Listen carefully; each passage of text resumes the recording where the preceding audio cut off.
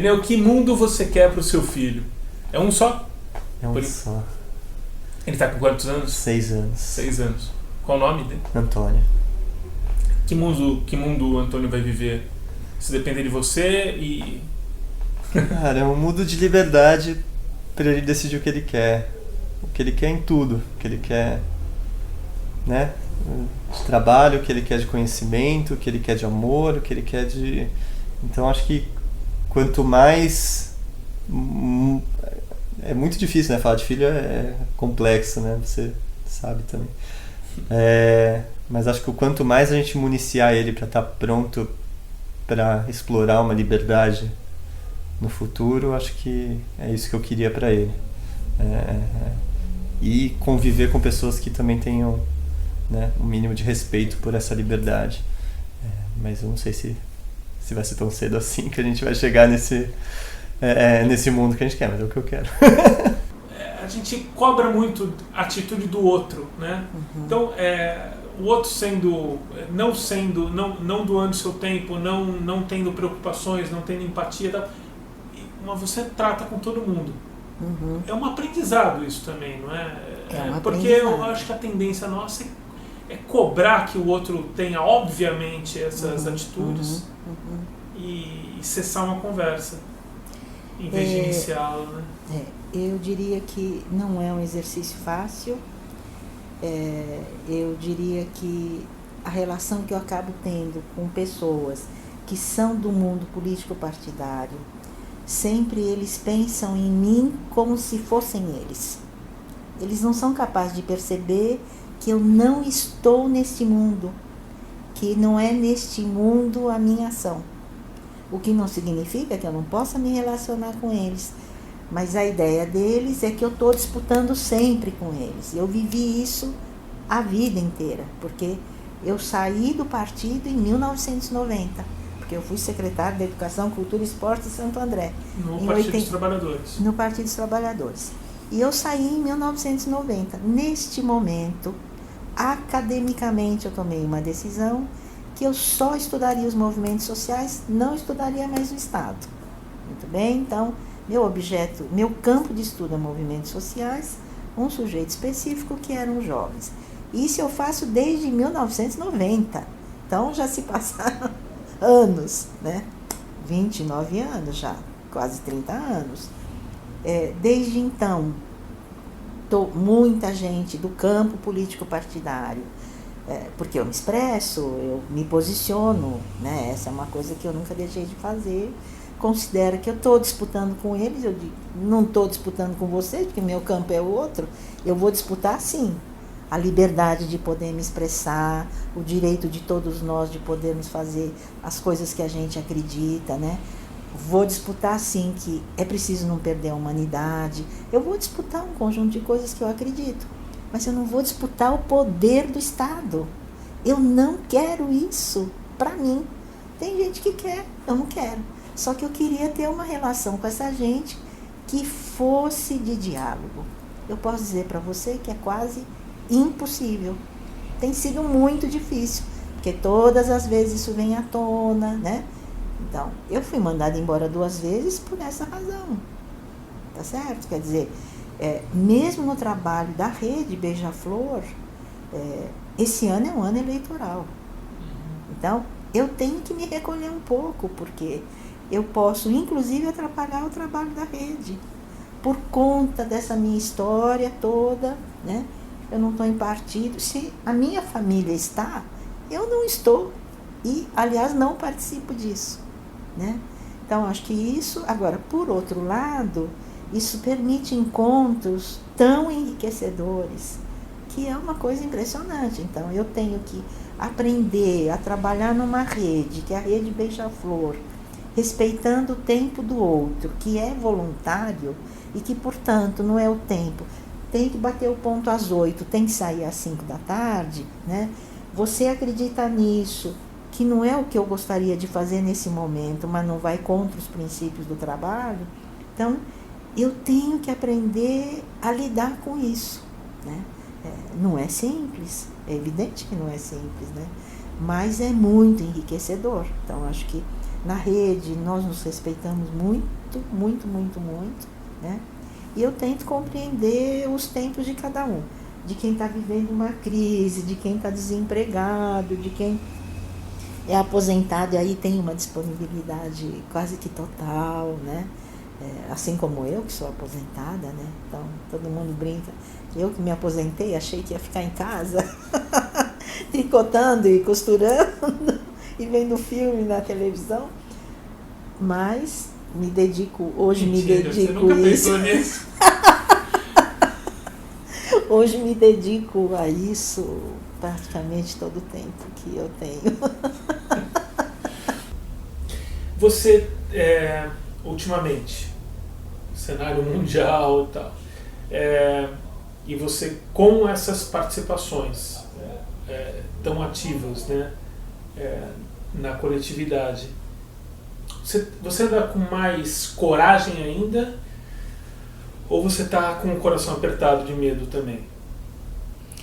Eu acho que essa coisa do medo, né, a gente tem conversado muito sobre isso, assim, o medo paralisa, né, o medo deixa a gente meio sem ação e tal, e é claro, diante de tudo isso que vem acontecendo, a gente fica com uma sensação de insegurança enorme, né, para algumas coisas, sobretudo quando eu penso no futuro da minha filha, de crianças que, né, assim, eu tô vendo crescer e tô vendo serem parte desse mundo hoje, o que a gente tá deixando para eles, né? Então, na verdade, assim, essa insegurança é mais porque a gente sabe que a gente não tem o controle, né? A gente tá meio que fazendo as coisas e tal, você tá ali resistindo e pensando em como fazer uns atalhos e chegar, né, passar meio longe de algumas coisas. Mas, assim, eu acho que por isso, por me preocupar tanto com esse amanhã, que agora parece que não tem, né? Assim, às vezes você olha e fala, não tô enxergando nada, não tô conseguindo ver nada. Mas eu acho que isso me move mais, assim, me tirou muito do lugar. Eu fiquei, sem dúvida, mais corajosa. Eu sou religioso. Tenho fé, acredito, fui educado assim e a minha vida não me permite ser de outra forma. Eu sou sinal de coisas que a ciência não explicou ainda e eu prefiro responder isso com a religiosidade. Mas é um ponto que as pessoas precisam exercitar. A minha experiência, a minha religiosidade não podem ser aplicadas a você na forma de uma lei. Isso fere o jogo democrático violentamente. Porque se você tivesse em outro lugar de poder, você colocaria para cima de mim a tua vivência, a tua religiosidade, a tua moralidade, os teus costumes. E eu não quero, não vou querer. Eu preciso ter alteridade suficiente para entendê-lo, ou ainda que eu não entenda, te respeite. Por exemplo, vamos falar de 2 temas que estão na pauta agora, de bioética, que o Supremo vai ter que decidir em algum momento, e a Comissão de Bioética da OAB pretende contribuir com isso. Eu espero criar um espaço de debate para isso. Aborto.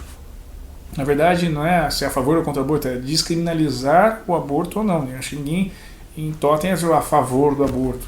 A gente sabe, já tem os vídeos, demonstra, há um sofrimento e tudo mais. Mas há uma discussão ainda maior a ser feita, de que há pessoas morrendo por serem pobres e não terem condições de pagar pelo aborto num lugar sanitizado, tudo mais, como ricos o fazem.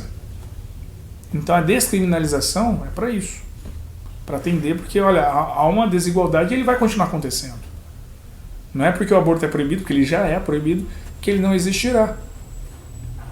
Bom, Henderson, se você perguntar para mim, você é a favor do aborto? Não, não sou. Se alguém na minha família, nesse momento, se deparar com essa situação e vier conversar comigo, eu não vou recomendar que aborte. Agora, esta minha opinião tem que pautar uma política pública? Não. Tem pessoas que pensam completamente diferente, tem pessoas que estão sofrendo aí por outras coisas. E eu preciso entendê-las. Eu não posso colocar preceitos religiosos com os quais eu fui ensinado na frente no modo como eu compreendo essa pessoa, como eu entendo o sofrimento dela. E às vezes a base axiológica dela é completamente diferente. E outra, isso no Brasil é uma coisa importante. Eu tenho que ter consequência com as coisas que eu acredito. Por exemplo, se uma determinada religião é contra o aborto, barará, muito legal, você tem todo o motivo para ser contra o aborto, de acordo com a sua crença e seus valores. Mas o que você faz em relação a isso? É muito fácil, eu sou contra o aborto. Você tem um lugar, uma creche, para as mães que optaram por não abortar, porque não teriam condições de trabalhar depois e sustentar outros, para deixar essa criança. Você fornece uma cesta básica para aquela que tiver uma condição mais pobre, você fornece cuidados nos primeiros meses, atenção, você fornece um kit recém-nascido. É muito fácil você ser contra algo que afeta outra pessoa, mas você não ter a responsabilidade de minimizar a dor que o outro sente por causa da sua opinião. Isso é um desenvolvimento cultural que deve haver. Sim, nós precisamos de um desenvolvimento da sociedade civil. Nós precisamos sair do lugar de conforto, desse ativismo de internet, que você senta e fala, é hater, concordo, discordo, todo apoio, tudo contra. Tá, beleza, você é contra, beleza. E o que você faz em relação a isso? Às vezes eu acho que a gente está precisando parar de botar para fora. Eu tenho essa sensação. E aí, sem dizer política, mas sendo política porque não dá para ser política, acho que desde 2013 as pessoas começaram a colocar muito para fora e tudo para fora e qualquer coisa para fora, de um modo até um pouco mimado, né? Isso eu não quero, isso não me satisfaz. E aí a coisa passou a ficar muito egocêntrica e todo mundo tem opinião sobre tudo o tempo inteiro, né? Você tá ali, você não pode dizer que você gosta disso, que você não gosta daquilo, porque vai ter 50 pessoas dizendo o que você gosta. Então, eu não sei, acho que tá no momento, pelo menos eu acho, das pessoas contemplarem mais e analisar um pouco mais as coisas do que tá botando para fora, porque as pessoas estão botando também qualquer coisa para fora o tempo inteiro, né? Afinal, fora é uma coisa que é uma abstração, o fora. Né? Fora, e aí? Tá botando para fora, sei lá, o prato que comeu, a viagem que fez, o jantar que não sei o quê, a opinião política, o livro que assistiu, o livro que não gostou, quer dizer, o filme que assistiu, o livro que não gostou. As pessoas estão exteriorizando demais, né? E eu acho que não tá dando tempo de uma autoavaliação, né? De pensar junto, não sei. E às vezes quando coloca para fora uma opinião acaba acorrentado por isso, de certa forma, porque, putz, já disse, agora não posso voltar atrás. Não tem, eu tenho a sensação de que não tem isso, porque as pessoas não podem dizer o tempo inteiro o que elas quiserem, elas podem mudar de opinião, não sei. Eu só ando meio preocupada mesmo com essa exteriorização contínua que a gente tem vivido, sabe? Tipo, esse compartilhamento, inclusive o compartilhamento, não sei nem se dá pra chamar de literal, né? Você recebe uma coisa, você não lê, você já compartilha pela chamada, qual a consequência que isso vai ter, não importa, enfim.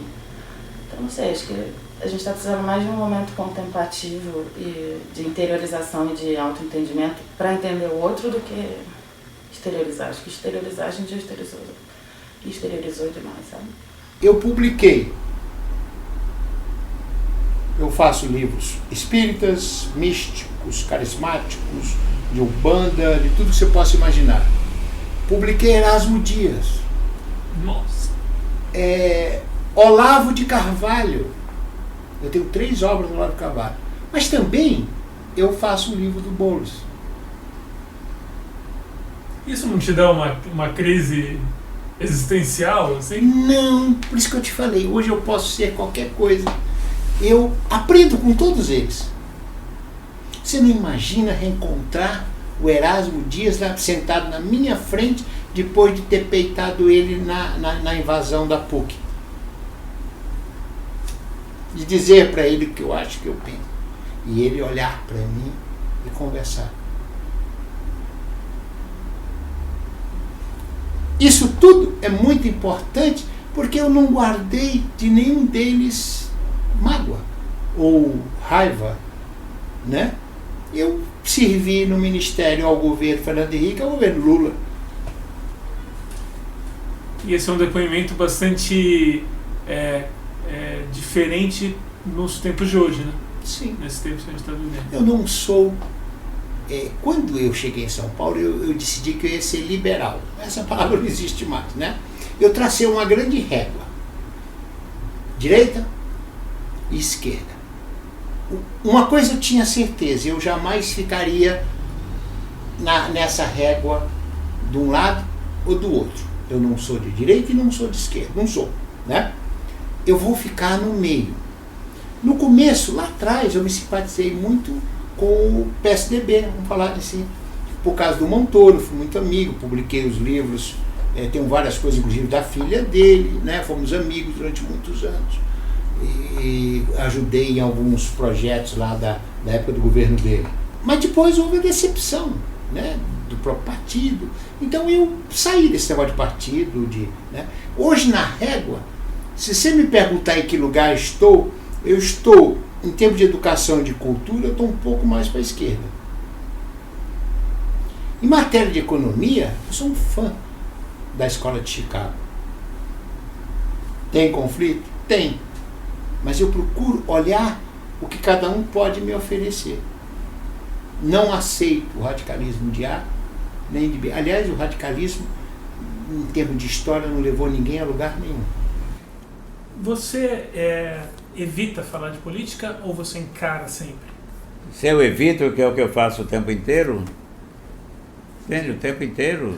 Você pegou, na sua trajetória, eu estava anotando aqui. O que foi minha batalha na ditadura? Eu e toda a minha geração saímos pelo esse país inteirinho, eu, Torres, Cícero Sandrone, Lígia Fagundes Teres, Nélio da Pinhon, João Antônio, saímos pelo país inteiro, Oswaldo França Júnior, Ricardo Ramos. O que foi? Não, eu estou pronto agora de novo, porque a censura está aí, a arbitrariedade está aí, está tudo aí, chegando, comendo pela borda, sabe, que nem mingau.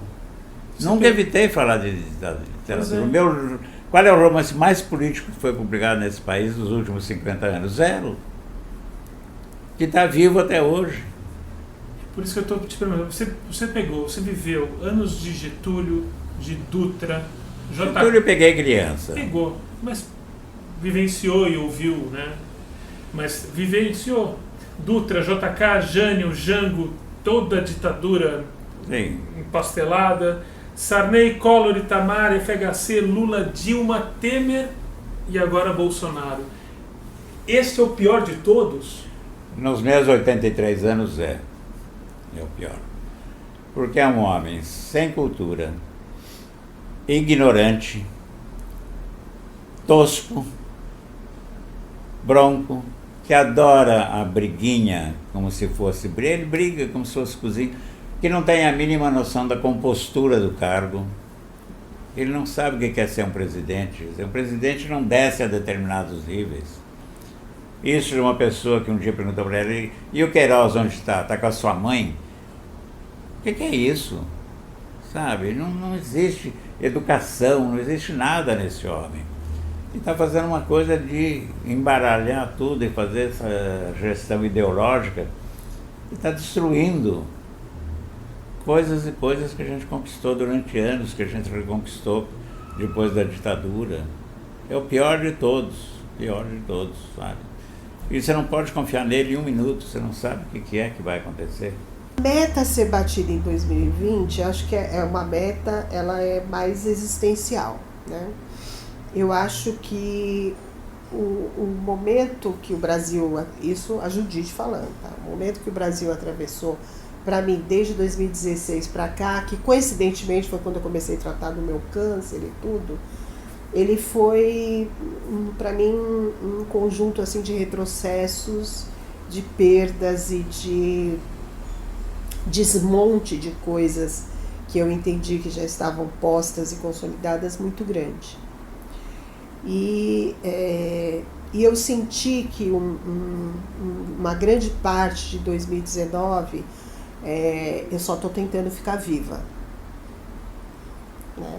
Só estou tentando ficar viva. Eu não sei se eu estou vivendo, mas estou tentando ficar viva, né? Então, acho que uma meta existencial para 2020 seria recuperar um pouco, sabe, as utopias, recuperar um pouco a alegria, que eu me senti bastante frustrada e raivosa em 2019.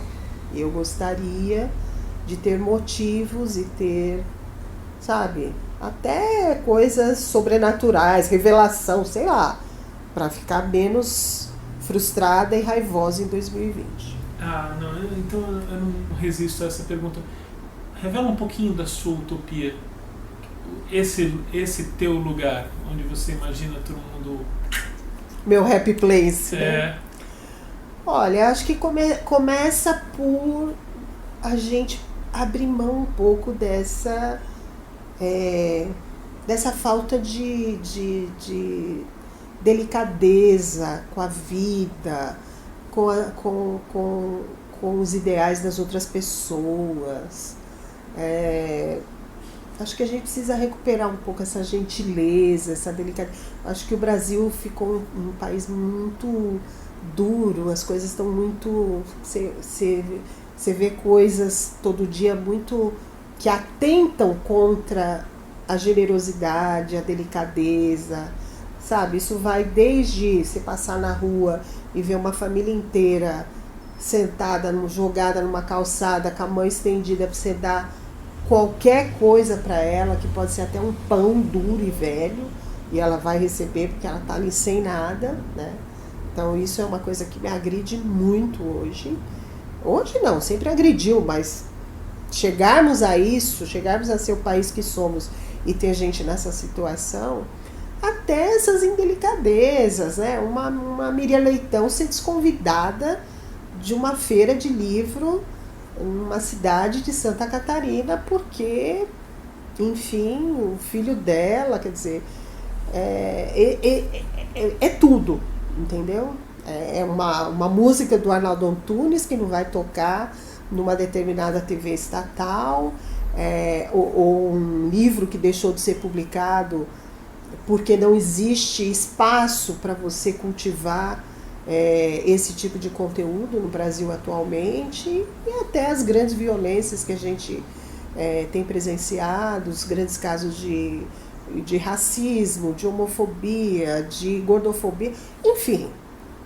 Acho que a minha utopia é: vamos recuperar um pouco essa delicadeza, né? Onde a gente senta numa mesa de bar no final do dia para falar do futebol, para falar de uma conquista pessoal, e não para falar, pô, você viu, o fulano falou isso, o ministro foi jocoso com tal situação, o outro homenageou um torturador, o outro, sabe? A minha utopia é a gente dar um pouco uma encerrada. As pessoas podem dizer, você está querendo colocar uma pedra em cima, de repente eu tô, sabe? Porque tá pesado lidar com tudo isso, com todas essas coisas que atentam contra a vida, contra a liberdade, contra o pensamento, né? Um pensamento diferente e tudo mais. Então acho que esse é o happy place da Judite para 2020. Eu escrevi como se eu tivesse, como poeta, que restaurar a memória. Porque o poeta resgata a memória. E nós, André, estamos perdendo memória porque as coisas são invisíveis. As coisas visíveis demais são invisíveis. Entre essas invisibilidades, tem uma palavra que ronda a sua biografia, que é a justiça. O senhor foi um trabalhador da justiça, do sistema judiciário. E a escrita da poesia, a escrita literária em geral, também é uma certa busca de justiça. Onde o senhor logrou mais alcançar a justiça? Olha, André, em primeiro lugar, eu fui um trabalhador da justiça. não do sistema. Há uma diferença entre sistema e justiça. O sistema é cego. Pro bem e pro mal. Pro bem e pro mal. A justiça que eu busco é aquela que não se envolve na alienação, embora revele a alienação, mas que tente, sobretudo, revelar uma coisa chamada piedade ou misericórdia. Qual é o teu sonho para o Brasil? E se você enxerga alguma coisa boa acontecendo daqui a um tempo? Eu acho que coisas boas estão acontecendo a todo momento. Agora, porque falar que nós queremos um país melhor é muito superficial e raso. Eu acho que até as pessoas que querem um país pior estão falando que querem ele melhor, né? É o discurso, ninguém chega e fala, vamos acabar com esse país. Então não precisa dar nome aos bois. Tem pessoas que dizem que querem ele melhor e na verdade querem ele pior. Eu quero um país justo. E aí a justiça está além de direita ou esquerda. Justiça é você ter igualdade racial, igualdade de gênero, igualdade de orientação sexual, de oportunidades, de remuneração pelo trabalho. Se a identificação vai mais para a esquerda, não é culpa minha, né? Mas é isso, eu quero um país justo. E o que me dá mais tristeza nesse país é que é um país de tanto potencial, né? De tanta coisa para ser feita, ser realizada, e parece que nós estamos de mãos atadas para realizar, né? Aí a gente entra em outras questões, mas é um país injusto, e mais do que melhor, eu acho que eu quero um país justo. We can work it out all the time. It's getting better. In spite of it all. Você tocava Beatles? Tocava. Ou toca ainda, né? Ninguém é é ex-músico, né? Toca em casa, às vezes alguma coisa. Qual que te mais ou preencher a alma? Depende do dia, a música... Acho que depende do dia. E depende do ouvinte. Por exemplo, a minha amiga Sandra Spilotro, que você entrevistou aqui há pouco tempo, né? Ela disse que adora me ver tocando Blackbird, né? Que é uma música que eu adoro. Eu tinha planejado fazer uma entrevista com versos das letras do John e do Paul, mas isso vai ficar para outra vez. Mas um dos versos que eu tinha separado aqui é de Blackbird. Desculpa meu inglês, tá? É bem tosco, é tipo quase um Roberto Benigni falando inglês. É isso. Singing in the dead of night, take these broken wings and learn to fly. Take these broken wings and learn to fly. Acho que isso sintetiza muito da vida da gente, né? Quantas vezes a gente não tem as asas quebradas, né? E tem que reaprender a voar.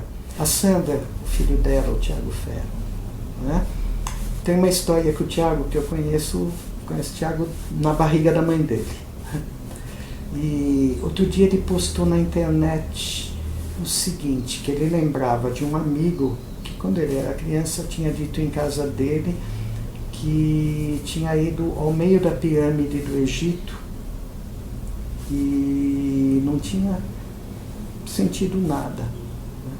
Eu escrevi para ele, Tiago, por acaso esse amigo era eu? Ele falou, sim, foi você. Isso me influenciou muito. A história é a seguinte, um dia em casa deles, e eu tinha acabado, a Silvana e eu tínhamos acabado de voltar do Egito. E eu entrei naquele centro da grande pirâmide. Estava lá sozinho. Outras pessoas que estavam ali estavam cansadas, não queriam mais andar naqueles corredores escuros e tal. Olhei aquela sala, né, com aquele túmulo vazio, aquela coisa na penumbra, me dei por satisfeito e fui embora. Aí a Sandra me pergunta, eu nem sabia que o Tiago estava ouvindo ali, né? A Sandra pergunta, mas você não sentiu a energia da grande pirâmide, que era uma moda assim, né? Até hoje. Né? Eu falei, não lembrei, né? Eu estava, não lembrei de sentir a energia da pirâmide, né? Deve ter, né? E aí o Tiago diz que lembra sempre essa história desde a infância, porque foi ali que ele aprendeu, ele e o pai dele também, o autor, falaram que aí eu não preciso me sentir obrigado a sentir o que os outros dizem que eu devo sentir. Diante de uma situação. Inegavelmente há uma grande energia em estar no centro de uma grande pirâmide, né? Aquele feito da humanidade, né? Mas nem sempre a poesia vem pronta para todo mundo. Mas não é o tipo de energia, né? A minha energia é mais admirativa pelos grandes feitos de que somos capazes, né?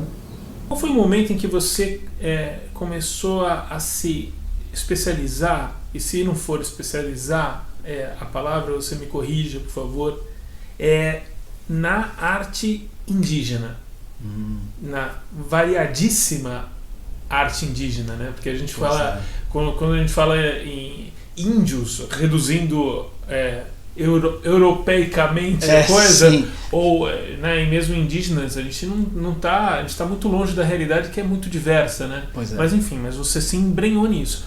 Como é que foi? Então, tinha um solo fértil, né? No começo, que é a minha vida mesmo, né? Fui criado no meio do mato, com bicho, com planta, em região de nascente, enfim, colhendo fruta no pé, se cortando, coisa de... Que nem aqui em São Floresta. Paulo, né? Então, mas é São Paulo ainda, mas de fato, em região de Mata Atlântica, é completamente diverso disso que a gente vivencia agora, né? No centro de São Paulo. Então. Mas eu cresci assim, morro de saudade daquilo. De criança eu peguei assim, como se fosse assim, o timing daquele lugar, que é outro, é um diapasão completamente diferente, né? E a gente vive aqui acelerado, de uma maneira completamente artificial, tensa o tempo todo. Muito diferente dessa vivência que as pessoas que vivem no campo ou próximo da natureza têm. Não precisa ser índio, né? Ribeirinho, quilombola, caiçara, camponês, enfim, mora na zona rural. Ele ainda presta atenção nos fenômenos da natureza, vê como as coisas estão ligadas com a gente mesmo, né? Porque a gente se desconectou completamente no modelo urbano, né? E aí depende inclusive de um monte de coisas para viver que na verdade não precisa, que otimizaram a nossa vida, mas também nos trouxeram uma escravidão, né? Então é uma vivência muito diferente. Então tinha esse solo, né? Essa sensibilidade está comigo.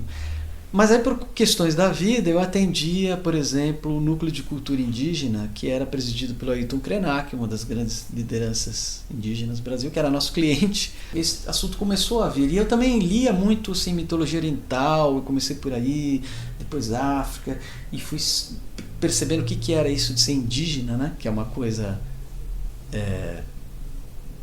universal, né? Em todo país do mundo tem índio indígena, né? Ou seja, gente que é próprio da terra, cujos ancestrais estão há milhares de anos, né? Que é o inverso de alienígena, né?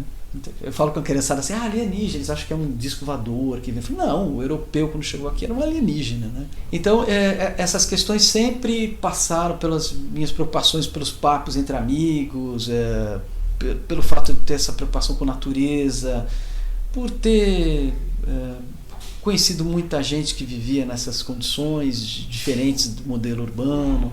Então a minha sensibilidade ficou sempre atenta a isso. Quando o assunto veio, um dia pintou um livro do Daniel Munduruku. A editora falou, olha, tem um livro do Daniel aqui que chama Parece que Foi Ontem. Quer fazer? Eu falei, pô, foi feito para mim, né? Claro que eu quero, manda aí. Então, aquele primeiro livro, até hoje, não só não me separei desse tema, como fiz só do Daniel Munduruku, fiz 10 livros. A gente tem até livro escrito a 2 mãos. Eu tenho 40 anos, eu trabalho com livro desde 2007. Eu tenho que te falar, sinceramente, que eu ainda estou em processo de desconstrução. De falar, Camila, por que você não aceita esse elogio? Sabe? Ó, isso que você está fazendo profissionalmente não é fácil, porque eu sempre me diminuía, né? A gente cresce tendo que se nivelar por baixo, né? Então eu digo que esse processo nunca termina. Nunca é um jogo ganho. Como você define... Eu cheguei de Marte agora, onde tudo é igual. As pessoas são iguais, lá em Marte. Quem dera. Aí eu ouvi falar nesse tal de machismo. O que é? Define machismo. Machismo é o fato de você achar que uma pessoa, por ter um gênero diferente, é inferior a você. Então, o que a gente luta no e seria muito interessante que todos soubessem que o oposto de machismo não é feminismo. Feminismo é outra coisa. Feminismo é a luta por direitos iguais. A gente não quer mais do que vocês. A gente não quer dominar o mundo e botar vocês para serem escravos. A gente não quer fazer isso. A gente só quer ter as mesmas oportunidades que vocês, entendeu? A gente só quer ter a mesma seriedade que vocês conseguem quando vocês falam. Porque quem contesta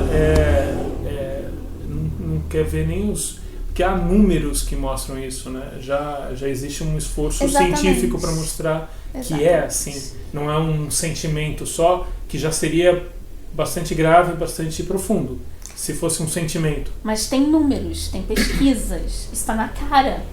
Olha o nosso mercado do livro, né? A maioria das pessoas que trabalham com livro são mulheres. E presidente de editora? E CEO? E quando a gente vai para a situação da mulher negra, então... Aí eu não tenho nem como falar. Eu tenho só que calar minha boca e escutar elas, sabe? Porque se eu tive dificuldade, elas, bota isso elevado à 10ª potência, sabe? O racismo ainda é contestado, né? Por mais que seja claro e também provado cientificamente. Sim. A gente está num momento onde a academia, a ciência está sendo contestada. Isso é um problema muito sério, né? Quando você começa a desvalorizar quem produz conhecimento, desvalorização dos professores, desvalorização da academia, desvalorização da ciência, a gente tá voltando à barbárie, sabe? Tem até gente que acredita na Terra plana, sabe? Eu lembro que eu, pequena, eu pensava, eu sempre amei tecnologia desde criança, embora seja de humanas. Mas eu sempre fui letrada, digamos assim, letrada digitalmente. Tudo que era novidade eu pegava e já me montava meu computador, sabe? Eu sempre fui assim. E eu imaginava que em 2019 eu estaria na era dos Jetsons, sabe? Botão... É mais ou menos assim hoje, né? Mas eu pensava, já tava voando. Não ia pegar um Uber, eu ia pegar uma navezinha e ia parar aqui, sabe? E a gente chega em 2019 como? Né? A galera indo procurar o fim da Terra porque acredita que a Terra é plana, sabe? É muito desesperador isso para quem é ligado com inovação, né? Também. E quem é ligado à luta dos direitos humanos. Então é bem desesperador. Aí lança uma pesquisa onde tem números claros da dificuldade que as mulheres têm no mercado de trabalho e as pessoas não acreditam. Isso é muito bizarro. Além de tudo, é a falta de empatia, né? Que é uma vontade de ver a situação do outro, né? Exatamente. Eu entendo a dificuldade de vocês, homens. Héteros e brancos, principalmente. Porque vocês nunca foram questionados. Não, imagina. Eu nunca fui parado na rua, Camila. Exatamente. Imagina um menino negro que mora na periferia, ele é parado comumente na rua, assim, então... Aquele sentimento de injustiça com o qual ele convive, eu não chego nem perto. Não chega. Mas de sentir na pele. Mas eu acredito no meu poder de aproximação e de entender que ele passa por isso. Empatia, né? Empatia. Então, assim, é isso que os homens precisam ter com as mulheres. Isso não é uma luta dos homens contra as mulheres. É uma luta da gente, vamos pegar todo mundo e vamos... Até os homens são prejudicados com o machismo.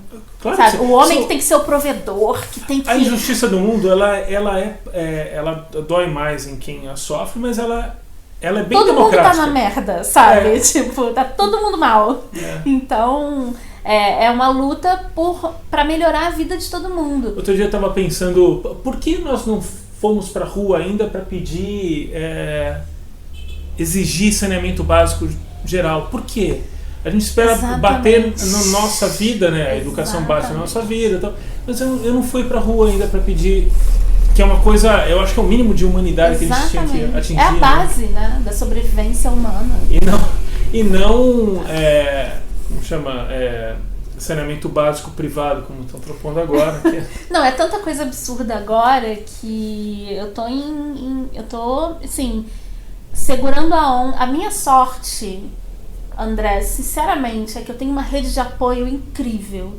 Então eu tenho grupos de mulheres e grupos de profissionais e de homens e pessoas muito esclarecidas aqui na minha bolha, né? Então isso me dá uma tranquilidade para continuar, porque as coisas que estão acontecendo agora é uma porta aberta para depressão, sabe? Você pensa, bom, realmente não tem para onde a gente piorar mais, sabe? Os poucos direitos que a gente conseguiu estão tentando tirar, sabe?